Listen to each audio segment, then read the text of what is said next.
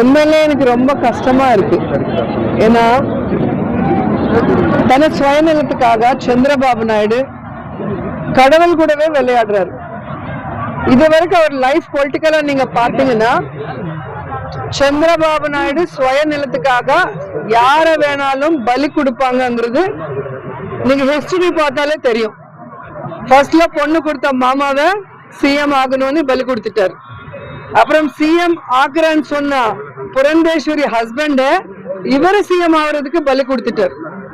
அதுக்கப்புறம் ஜூனியர் என்டிஆர் ஹரிகிருஷ்ணாவை எப்படி பலி கொடுத்தாரு நீங்க பாத்தீங்க.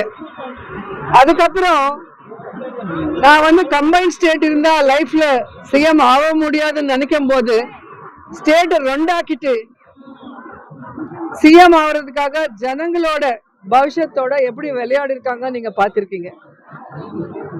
இப்போ எலெக்ஷன்ஸ்ல நீங்க பாத்திருப்பீங்க எப்படியாவது ஆட்சிக்கு வரணும்னு எவ்வளவு பொய்யான ப்ராமிசஸ் எல்லாம் பண்ணிருக்காங்க.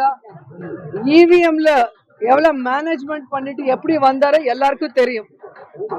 ஆனா ஆட்சிக்கு வந்தா இந்த 100 நாள்ல அவர் ப்ராமிஸ் பண்ண எதுவுமே ஜனங்களுக்கு பண்ண முடியல. ஃப்ளட்ஸ் வந்திருக்கு, ஜனங்களுக்கு தண்ணி கொடுக்க முடியல, சின்ன குழந்தைங்களுக்கு பால் கூட கொடுக்க முடியாத வக்கில்லாத இந்த கவர்மெண்ட் ஜனங்க எங்க போராட்டம் செய்யறது எல்லாருக்கும் தெரியுமோ. அது டைவர்ட் பண்ணும். ஸ்டீல் பிளான்ட் பிரைவேட் பண்றாங்க. அது எல்லா லட்சக்கணக்கான அங்க ஒர்க் பண்றவங்க ஃபைட் பண்ணிட்டு இருக்காங்க. அது ஜனங்களுக்கு தெரியக்கூடாது. இந்த மாதிரி நிறைய தப்பு பண்ற சந்திரபாபு நாயுடு அந்த தப்பெல்லாம் ஜனங்களுக்கு தெரியாம டைவர்ட் பண்றதுக்கு டைவர்ட் பாலிடிக்ஷன் தான் இந்த லட்டு விஷயம் கொண்டு வந்திருக்காரு. ஏன்னா உண்மையிலே கடவுள் மேல பக்தி பயம் இருந்தா இந்த மாதிரி ஒரு தப்பு நடந்ததுன்னா சிஎம்ஆ இருக்கிறவங்க டிப்யூட்டி சிஎம்ஆ இருக்கிறவங்க என்ன செய்யணும்? அது மேல என்கொயரி பண்ணணும். என்கொயரி பண்ணிட்டு தப்பு பண்ணவங்கள தண்டிக்கணும். அப்படி இல்லாம அவங்களோட என்டிஏ கூட்டணி மீட்டிங் நடக்கும் போது இந்த மாதிரி ஒரு தப்பு நடந்தது, இந்த மாதிரி அனிமல் ஃபேட் இதுல மிக்ஸ் ஆயிருக்குன்னு சொல்லி அவர் பேசுனது, அந்த பேசுற பொய்ய உண்மையாக்குறதுக்காக அவர் ஒரு ரிப்போர்ட் கொண்டு வந்திருக்காரு. அந்த ரிப்போர்ட் நீங்க பாத்தீங்கன்னா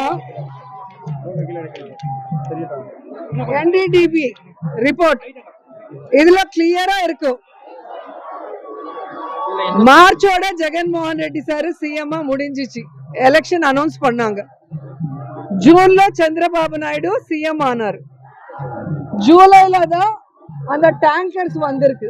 17/7/2024 கண்டெய்னர்ஸ் வந்திருக்கு.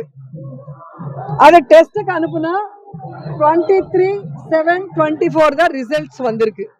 அந்த 23 அன்னைக்கே Tirumala EO Shyamal Rao press meet வச்சுட்டு இதுல வனஸ்பதி வெஜிடபிள் ஃபேட் மிக்ஸ் ஆனதுனால 8 கண்டெய்னர்ல 4 நல்லா இருக்கு உள்ள அனுப்பணும், 4 கண்டெய்னர்ல vanaspati ghee vegetable oil mix ஆனதுனால ரிஜெக்ட் பண்ணிட்டோம், யூஸ் பண்ணலான்னு கிளியரா ஒரு ஈஓ சொல்லிருக்காங்க. ஏன்னா டிடிடி ஈஓ கண்ட்ரோல்ல இருக்கும். ஈஓல சேர்மன் கமிட்டி தான் அதுல மெயின் போர்ஷன். அதுல கவர்மெண்ட் இன்வால்வ்மெண்ட் ஒன்னும் இருக்காது. சோ கிளியர் கட்டா வந்தது. நீங்க சிஎம்ஆ இருக்கும் போது சந்திரபாபு நாயுடு கண்டெய்னர் வந்தது, சாம்பிள் எடுத்தது, ரிப்போர்ட் வந்தது, எல்லாமே உங்க கவர்மெண்ட்ல தப்பு நடக்கலாம். அது யூஸ் பண்ணல, அது வெஜிடபிள் ஆயில்னு ஈஓ சொல்லிருக்காங்க. ஆனா நீங்க ஜெகன்மோகன் ரெட்டி பொலிட்டிக்கலா ஜீரோ ஆக்கணும்னு ஒரு ராங் இன்டென்ஷனோட நீங்க பேசுனது இந்த ரிப்போர்ட்ல டேட்டோட வெளியே வந்துருச்சு. சோ அதனால நீங்க தப்பு பண்ணது பேக் ஃபயர் ஆனது உங்களுக்கு தெரிஞ்சதுனால நீ சைடுக்கு ஒதுங்கிட்ட. உன்னோட டைரக்ஷன்ல ஹீரோ பவன் கல்யாண் முன்னுக்கு வந்திருக்காரு. ஏன்னா சந்திரபாபு நாயுடுக்கு எப்பவுமே கடவுள்னா பக்தி இல்ல, பயம் இல்ல. இங்க பாத்தீங்கன்னா உங்களுக்கே தெரியும், எப்பவுமே எந்த பூஜை பண்ணாலும் ஷூஸ் போட்டுட்டு தான் பண்ணுவார்.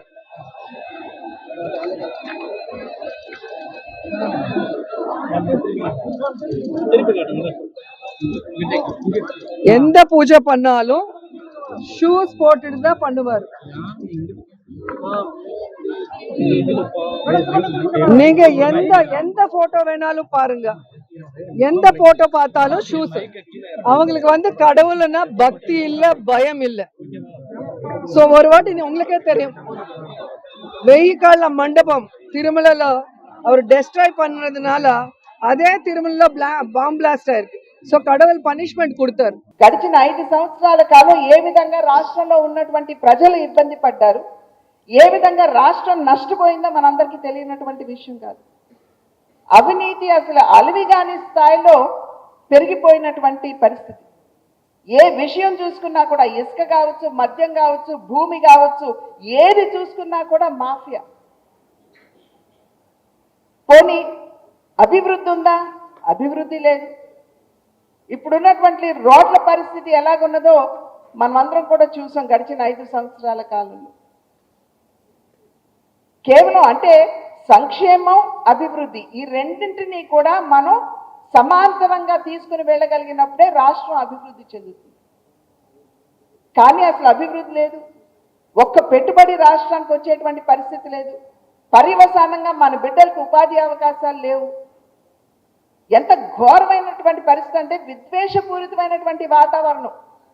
ఎవరైనా సరే గళం విప్పారంటే వెంటనే ఎస్సీ ఎస్టీ అట్రాసిటీ యాక్ట్ లేదా పిచ్చివాడిని చేసేసేయటం. ఇవాళ ఏ వర్గం వారికి, ఏ రంగంలో ఉన్నటువంటి వారికి న్యాయం జరిగిందో ఇవాళ మరి మాజీ ముఖ్యమంత్రి గారు రాష్ట్ర ప్రజలకి సమాధానం చెప్పారు. ఎస్సీ ఎస్టీ కులాలకి న్యాయం జరగలేదు. ఎస్సీలకు రావాల్సినటువంటి 27 పథకాలు ఏవైతే ఉన్నాయో ఎత్తివేశారు. వారికి కేంద్రం నుండి వచ్చేటువంటి నిధుల్ని దారి మళ్లించేశారు. ఈ కమిషన్ ఈ 15వ ఆర్థిక సంఘం మాధ్యమంగా మన గ్రామాలకు వచ్చేటువంటి నిధులు ఏవైతే ఉన్నాయో వాటిని కూడా దారి మళ్లించేశారు. మనందరం చూసాం.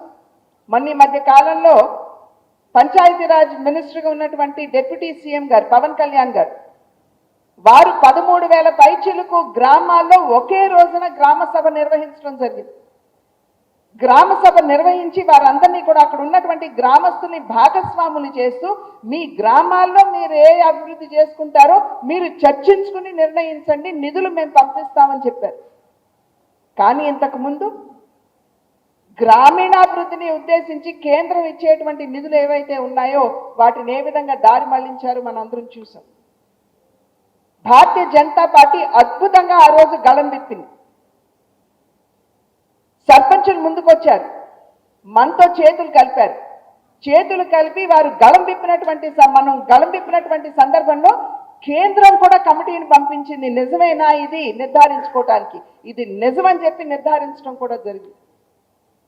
అదేవిధంగా మద్యంలో జరిగినటువంటి అవినీతి, దాని మీద కూడా భారతీయ జనతా పార్టీ మహాద్భుతంగా వారు కూడా స్పందించారు. స్పందించినటువంటి సందర్భంలోనే ఇవాళ ఏదైతే చూస్తున్నామో మనం, ఇవాళ రాష్ట్ర ప్రభుత్వం నిర్ణయం చేయడం జరిగింది. నాణ్యత లేనటువంటి మద్యం కావచ్చు, డిజిటల్ పేమెంట్స్ కావచ్చు, వీటన్నిటి మీద కూడా ఇవాళ ఈరోజు రాష్ట్ర ప్రభుత్వం దృష్టి పెట్టిందంటే ఆనాడు భారతీయ జనతా పార్టీ గళం విప్పటం వల్లనేనని చెప్పి మనందరం కూడా ఇక్కడ గమనించాలి. అదేవిధంగా ఇసుక మాఫియాని మనం ఎక్స్పోజ్ చేసాం. ఇసుక రీచ్లకు వెళ్ళి భారతీయ జనతా పార్టీ కార్యకర్తలు మనం అందరం కూడా అక్కడ జరుగుతున్నటువంటి మాఫియాని మనం విడమర్చి ప్రెస్ మాధ్యమంగా రాష్ట్ర ప్రజలకి తెలియజేసినటువంటి సందర్భంలోనే ఇవాళ మళ్ళీ రాష్ట్ర ప్రభుత్వం, ఎన్డీఏ ప్రభుత్వం ఇప్పుడు ఏదైతే పాలసీ ఉందో దాన్ని మార్చి